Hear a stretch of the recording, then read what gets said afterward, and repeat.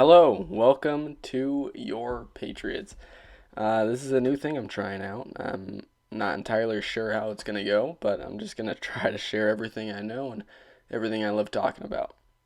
So I'm going to start this first episode off, and I'll post a separate video before this video comes out, kind of just like a quick 2-3 minute video that you can always go back to if you forget when I post videos or when I post podcast like videos is mainly what I'm going to be doing. They'll range from anywhere around 30 to 45 minutes. And then after that, after I post that, I will split the video up into smaller segments and then post each one of those with kind of a title that relates to the topic that segment of the podcast was about. But the actual podcast itself will have just like keywords of what that podcast is about if you just want to play it in the background of your morning commute or something. But yeah, so an outline of how the episodes will be posted is Sunday morning will be a game preview. Basically, just I'll post one. If it's a Thursday night game, I'll post it Thursday morning. If it's Monday night, I'll post it Monday morning. But basically, just a review and a setup of what I think is going to happen, why I think it's going to happen. It'll probably range from 10 to 30 minutes. And then Monday morning will be the game review, and that one will probably range around the same time, but it's pretty self-explanatory in what it is. It's going over what happened, what I think needs to get fixed, what I think was good. And then Wednesday morning will be just a normal episode, going over more league-wide stuff, league news, Patriots updates, signings, injuries, what we need to work on, just kind of more general topics that are less relating to the games that we're playing. But yeah, and then Friday morning will be another normal episode like that. And then I repeat again Sunday morning. All right, so with that kind of introduction out of the way, I'm going to jump into the first topic that I want to cover, and that's the Patriots offense. I mean, it looks really bad. Really, really, really bad. The Cowboys game was, I think, our worst offensive performance of the year, and it was one against one of the better defenses we've played all year. I mean, we put up more points against the Bills, but to be fair, we had more receivers against the Bills, so that kind of makes sense. But yeah, it looked bad. But there's some good things to take away from that game that I saw. Number one is N'Keal Harry. He showed his red zone presence. I mean, I can't remember exactly, but I'm pretty sure that was either the only or one of the only times we were in the red zone that entire game. And N'Keal Harry turned it into a touchdown, and all year we've been struggling with scoring in the red zone. So it was nice to see that we now have a big target that can kind of muscle in a touchdown catch once or twice a game to assure us at least a red zone chance turned into a touchdown every game. But yeah, that was a good takeaway. I wish he had more targets. Considering we only had 3 receivers, I was kind of expecting he'd have more targets. But he only saw a few. He had a pretty crucial drop on third down, middle of the third quarter, which I was a little annoyed with. But he's a rookie. Kind of got to expect those things. And post-game, he said that he needed to step it up a notch. And already the Patriots were really happy with what he was doing in practice. So I'm definitely excited for our matchup against the Texans. We got Isaiah Wynn back. He played 70 out of 70 offensive snaps. And yeah, I think that's a good thing. Our offensive line, there were moments in the game where Brady had a lot of time to throw, like 5-6 seconds, when all season he's had a second and a half, 2 seconds. If you're a Patriots fan, you watch it. Our pass blocking was ranked at 4th overall midway through the season. But we all know that's not how good they are. I mean, the reason they haven't let up that many sacks is just because of how often Brady has to do some miraculous throwaway.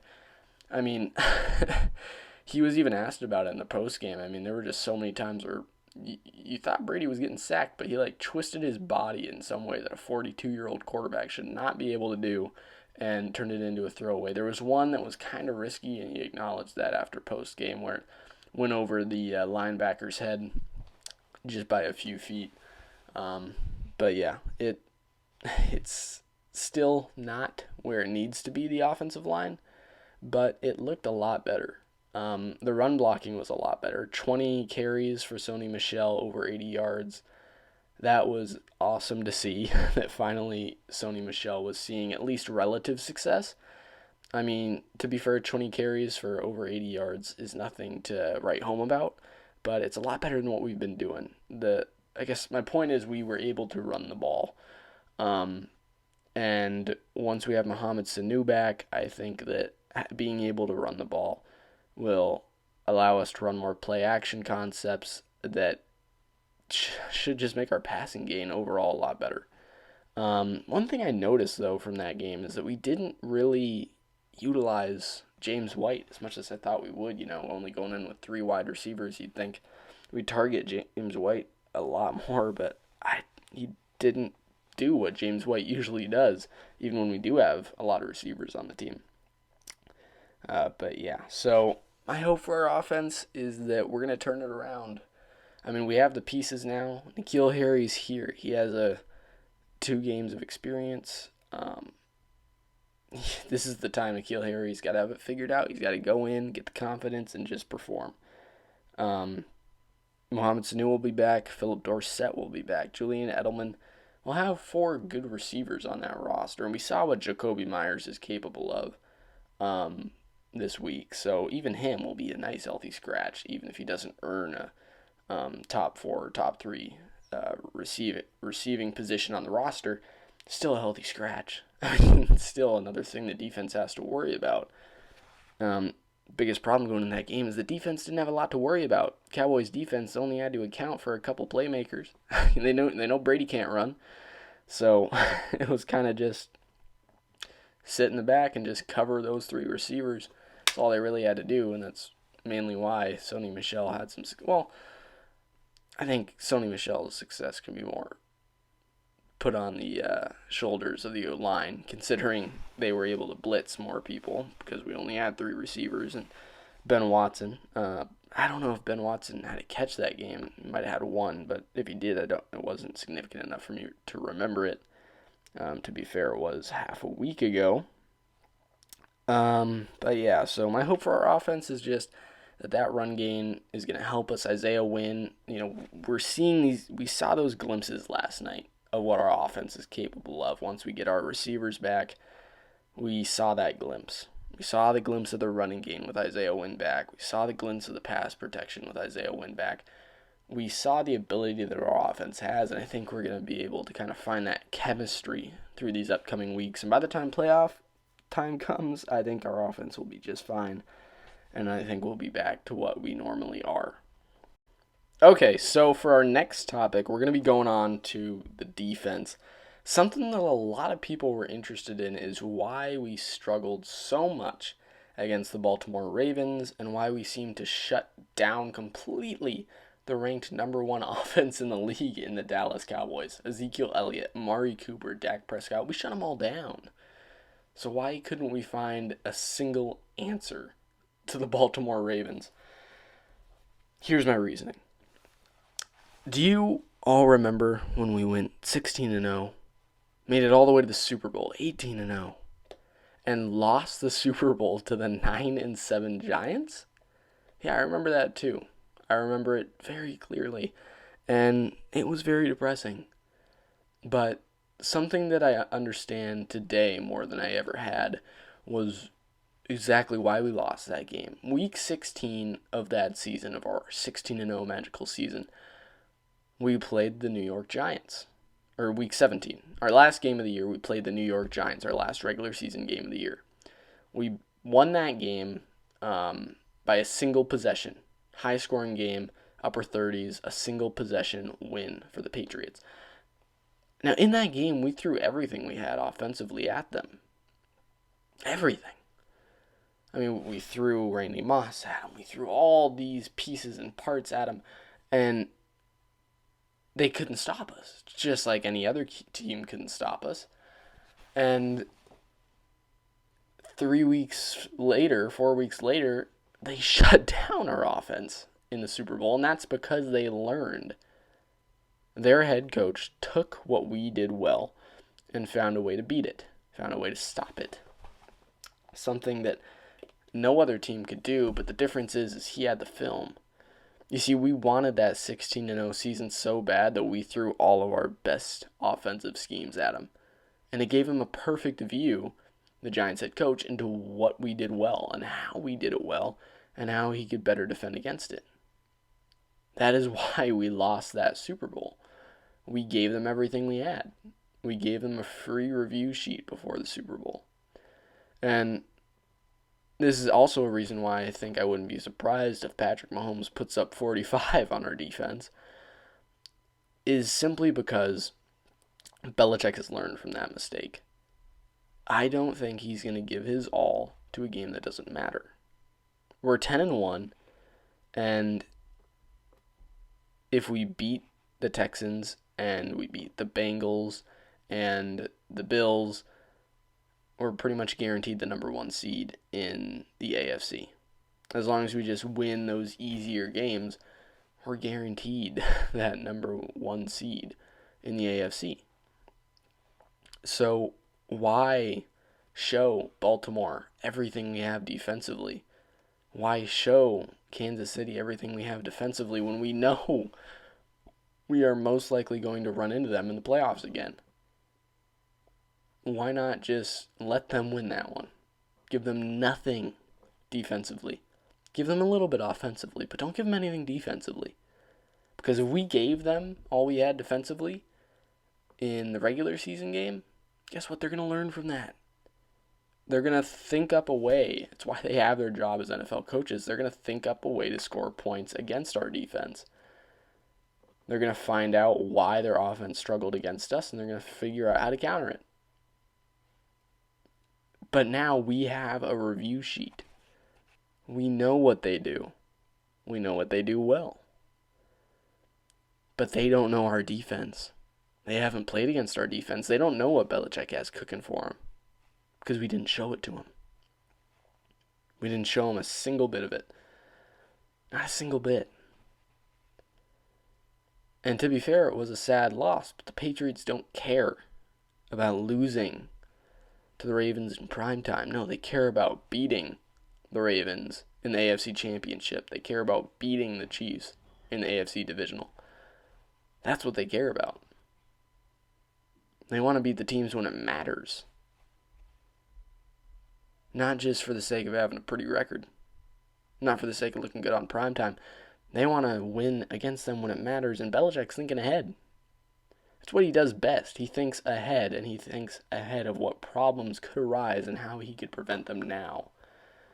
We're a defensive team, and I think the reason that we struggled so much against the Ravens was simply because we know we're going to play them again.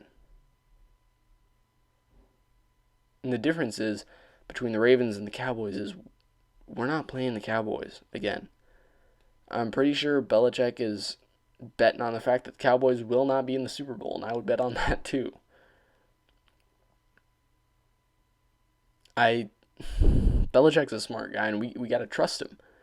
We had a bad defensive performance against the Ravens. And, of course, there's always going to be that talk about, the Patriots played a good team. They didn't do good against a good team. Oh, the Cowboys aren't that good. The Dolphins are terrible. Who cares if the Patriots shut them out? The Steelers are terrible. Who cares if the Patriots shut down them? All these teams are terrible. Who cares? Well, the Patriots don't care about that talk. What they care about is winning the Super Bowl, because then for the next 8 months after that, what can they say? What can they say? Okay, so the next topic up is a little bit of self-promotion, but along with starting this kind of YouTube podcast type thing, I'm starting up a Patriots fan page on Instagram. I'm up to 150 followers, but I got pretty lucky with the username. Got a pretty simple one, the exact same name as this channel. No spaces, no capitals, no extra characters, just Your Patriots. No spaces, no caps, no underscores, no periods, Your Patriots. Sitting at 150 followers right now. If you guys want to see other news kind of immediately rather than wait until Wednesday to learn about it, or wait until Friday to learn about it, follow that page and it'll pop up on your feed every day. I'll probably post 3-4 times a day depending on what news is out there, and I'll kind of also be covering general topics like I do in my podcast. Kind of less talk about topics and more just open-ended questions to you guys, like what do you guys think about this, what do you guys think about this, what do you guys want me to talk about in my next podcast, kind of things like that. So the Instagram account would be really helpful if you guys followed it. It'd be a lot easier for me to get this out there, a lot easier for me to spread this around, get the word out that I'm doing this, get people to watch it, and the more people that watch it, the more stuff I have to talk about, because I'm going to get my best ideas from you guys as what to talk about.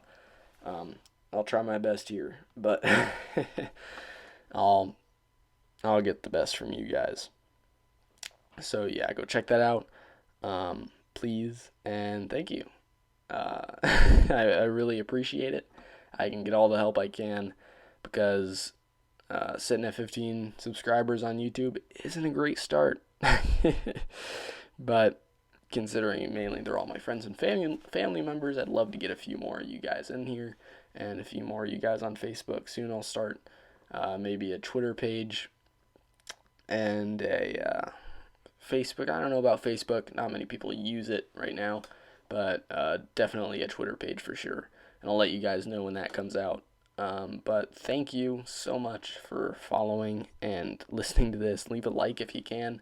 The more you guys like it, the more views this gets. So, yeah, thank you. All right, on to the next topic. Okay, my next topic is Tom Brady's performance. Definitely not MVP caliber, but he's been decent. You know, he's looking like a 42-year-old, once elite, once super great quarterback. And honestly, I don't think his performance represents how good he's been doing. Let's look at this last game against the Cowboys, and then I'll look a week earlier against the Eagles. He went 17 for 37 for 190 yards, a touchdown, and no picks. That is not what you want to see from your quarterback. I mean, that's 20 incompletions. Less than 50% completion percentage there. That is not good. Yeah, 190 yards, nothing to write home about at all, and a single touchdown. Not good. Now let's look at who he had to throw to, because that'll kind of mend into my point here. Julian Edelman, who had 8 receptions for 93 yards. Jacoby Myers, an undrafted rookie free agent, had 4 catches for 74 yards. Rex Burkhead, a running back, third-string running back, with 2 catches for 14 yards. N'Keal Harry, a first-round pick wide receiver, arguably the second best on the roster, a single catch, 10 yards for a touchdown.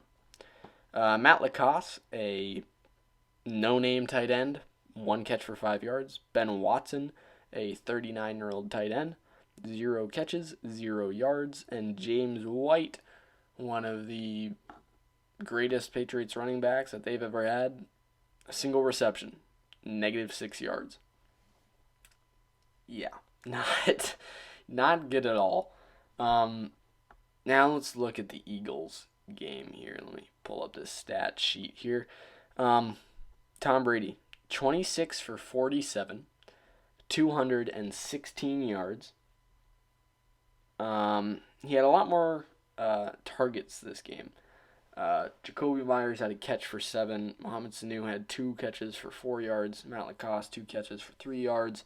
Jacoby Myers, a single catch for 7. Michelle, 2 for 11. James White, 4 for 16. N'Keal Harry, 3 for 18. Dorsett, 3 for 33. Burkhead, 2 for 34. Ben Watson and Julian Edelman led the team with both over 50 receiving yards. But overall, not good. Now, something I want to point out is the number of incompletions. Again, 26 for 47 and 17 for 37. Both terrible completion percentages. And the main reason for that is the offensive line. The majority of those incompletions are not drops. They're not overthrown balls. They're not badly thrown balls. They're simply throwaways. A lot of them are throwaways.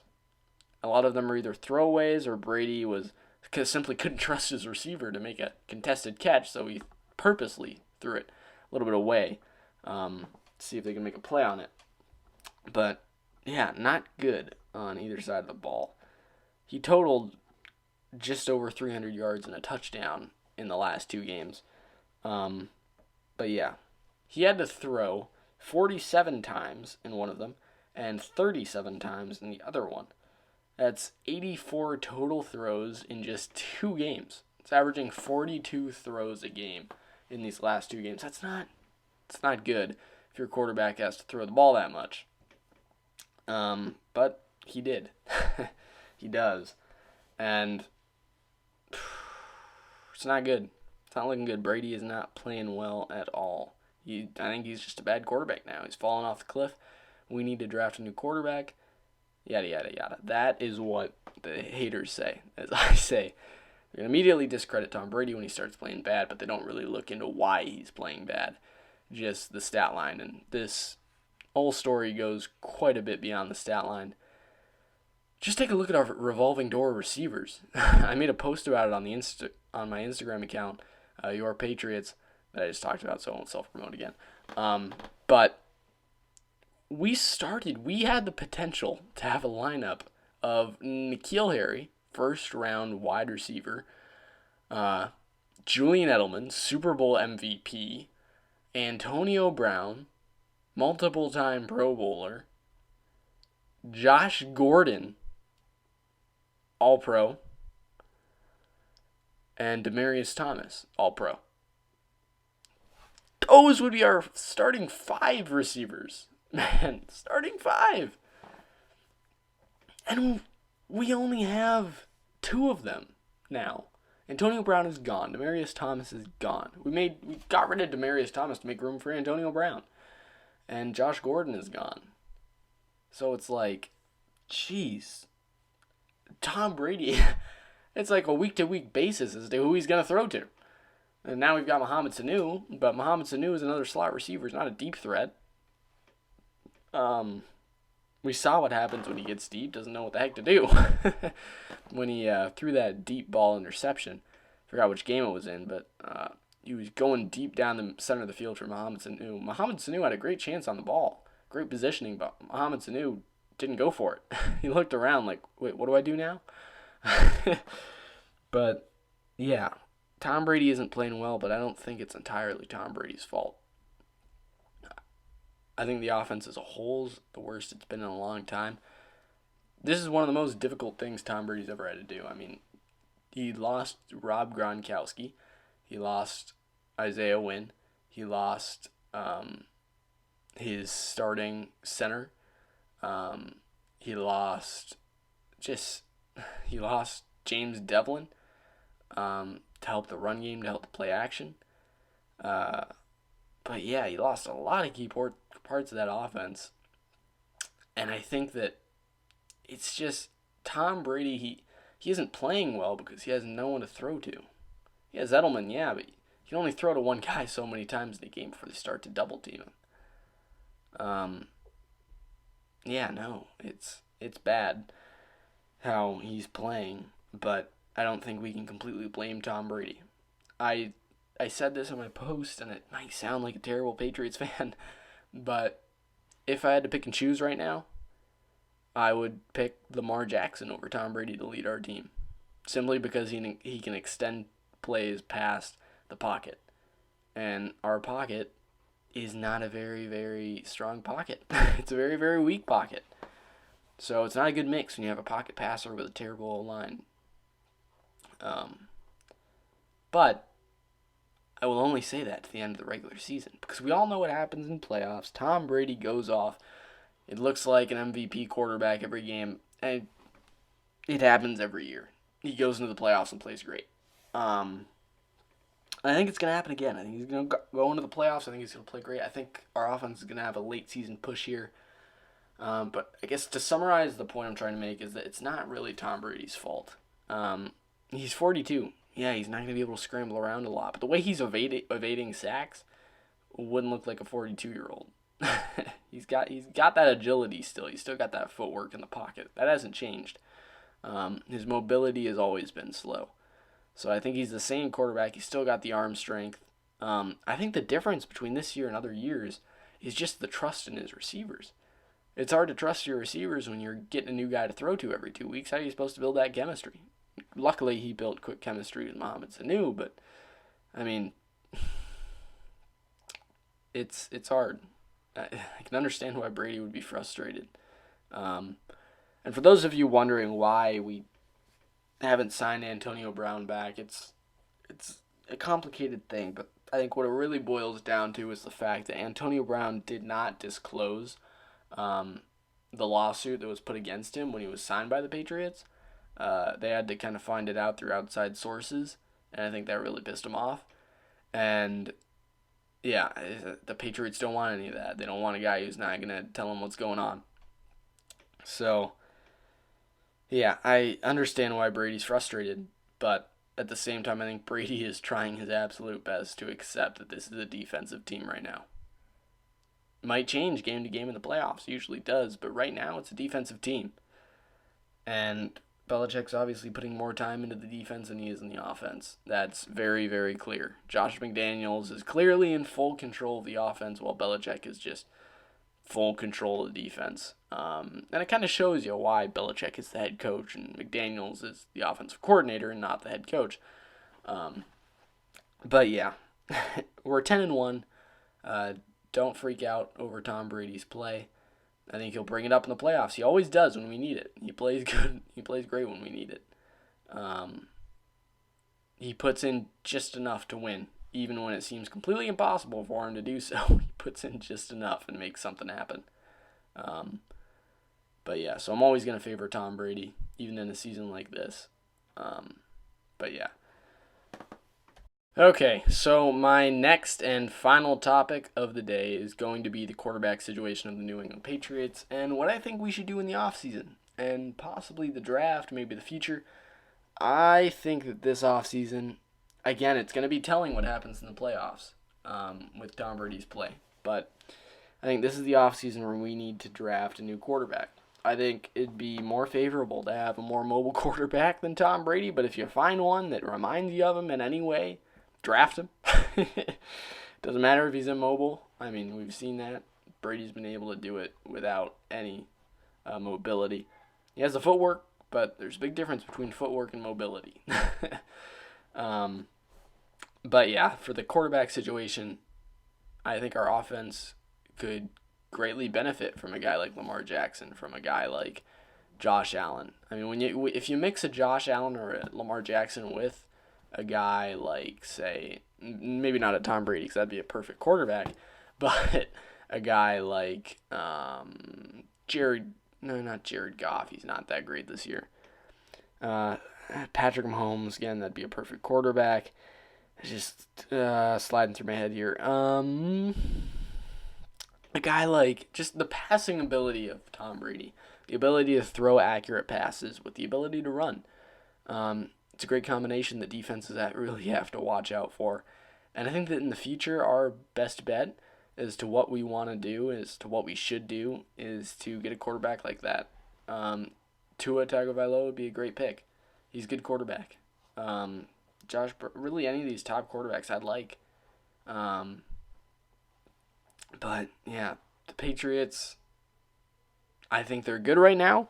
I think the playoffs will tell if a quarterback's an immediate need. I think if we win the Super Bowl and Brady retires, then it will definitely be an immediate need. And you know what I would love if Tom Brady went on to be a quarterback coach? But, yeah, I probably won't do that because the main reason he'd retire is to be with his family. But recently he said he wants to play till he's 46 or 47, so we might not have to worry about getting a new quarterback for another 5 years, which would be interesting. 5 years from now, I'll be off probably starting a family, and Tom Brady will still be under center for the New England Patriots. That would be something else.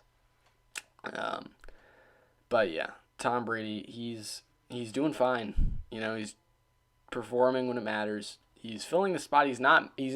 The point is he's not losing us games. And I think until he starts losing us games, where he starts to be the reason we lose games, I don't think the Patriots are going to aim to replace him. And then I think they're going to wait till he begins to start losing the Patriots games, till he becomes the reason, whether it be bad throws in those big moments, or interceptions, or turnovers, fumbles, injuries even. I think that's the only time we're really going to worry about replacing Tom Brady. I think that's the only time we should. I think he knows what he's doing. He's always done it for the better of the team. It's why he takes his pay cuts. It's why he doesn't trash the Patriots. It's why he's been with the same team for so long, is because he wants them to win. He's going to do what it takes for them to win. And I think that at some point, and I think he's accepted that that point is going to come, he's going to realize that he can no longer be a part of that. And he's going to choose the Patriots winning over his own desires to play quarterback for a longer time. But yeah, that'll conclude the episode with that. Just a quick look on the future of the quarterback position following my little Tom Brady spiel. But yeah, that's the end of this one. Sitting at about 31 minutes runtime right now. So yeah, that'll probably last right around this long, maybe even longer in future episodes. But thank you so much for watching. Please like it, subscribe, just either of those things, and following my Instagram page really helps with getting this video out there. And once I get that start of 1,000 or a few thousand subscribers, it gets a lot easier for my videos to show up on your recommended. But right now, a kid with 15 subscribers is not going to show up in your recommended. So please, just share this with your friends, even if you, only if you enjoy me, obviously. But share it with your friends if you enjoyed, I would appreciate the help, because the more help that you give me, the more content I can put out for you, is my point. But yeah, either way, thank you for watching. I hope you have a great day, and yeah, just, the next episode should be out, or this one will be posted Wednesday morning, November... What day is it today? November 27th, Wednesday morning. I should post it. Big snowstorm coming through. So that'll be interesting. But it's besides the point. It's not Patriots related. Wednesday morning it should be posted. But yeah, thank you for watching, and I'll see you next time.